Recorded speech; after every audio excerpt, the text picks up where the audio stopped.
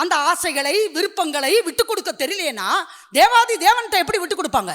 அப்ப நான் இந்த காலை வேளையில சொல்றேன், தேவனுக்கு எது விருப்பமோ அதுவே என் விருப்பமாக நான் உள்ள வைக்க போறேன். எத்தனை பேரால சொல்ல முடியும்?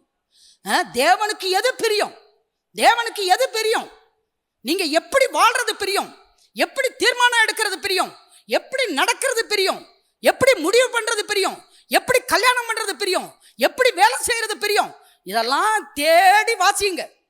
வாசித்து இவருக்கு எது பிரியமோ அதுதான் இனிமே ஏன் பிரியம். இவருக்கு பிரியம்னா நான் செய்ய போறேன், இவருக்கு பிரியம்னா அது எனக்கு பிரியமா மாத்த போறேன். முடியாதுதான், கஷ்டம்தான். போன வாரம் கூட சொன்னேன், கஷ்டம்தான். ஆனா நான் விட்டு கொடுக்க போறேன்.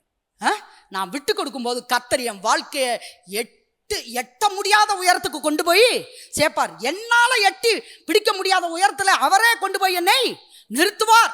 எனக்கு எட்டாத உயரங்களில் அவர் என்னை கொண்டு போய் நிறுத்துவார்.